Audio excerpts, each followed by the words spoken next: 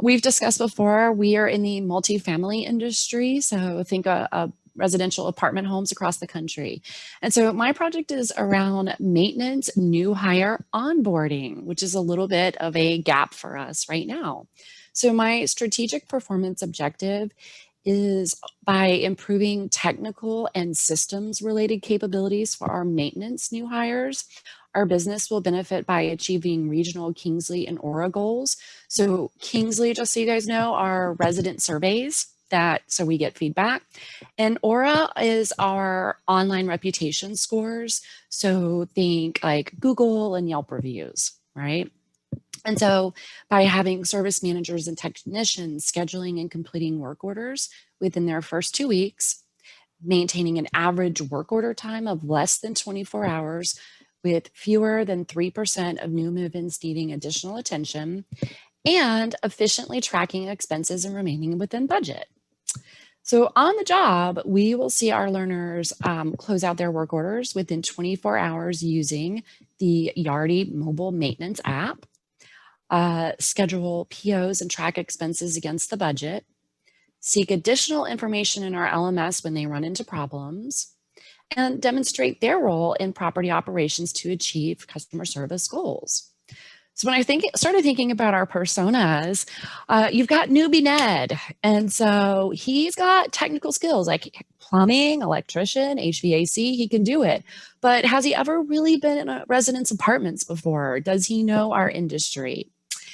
And then next, we've got experienced Eric. And they usually come in from different companies. So they've got the knowledge of the industry and the ins and outs, but they're new to our organization. So that might mean they're using different computer programs, different policies and procedures. So we've kind of, got to get them in line with everything.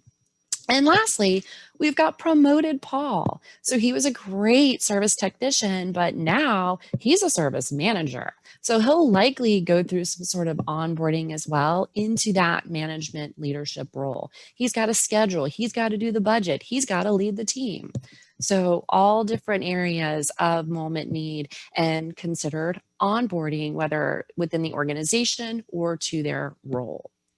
So next, I got some graphics animations in there I didn't know I had. So next, I looked at all of our existing learning assets, which were not many. A lot of it was compliance, like, hey, you got hired, do your fair housing and sexual harassment.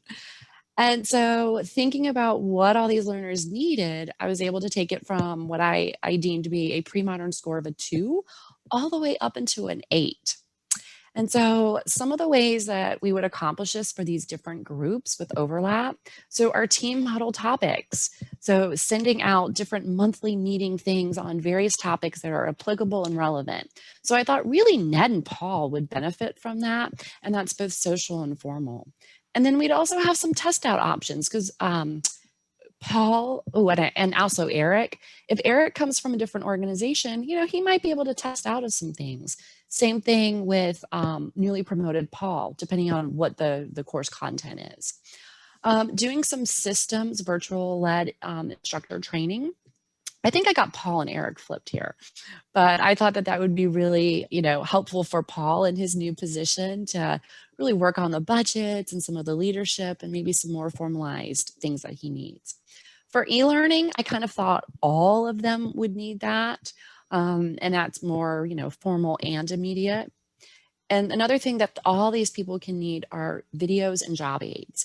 And so taking a look at what the content needs to be, how to break it down, how do they get to it? So a lot of upgrades there.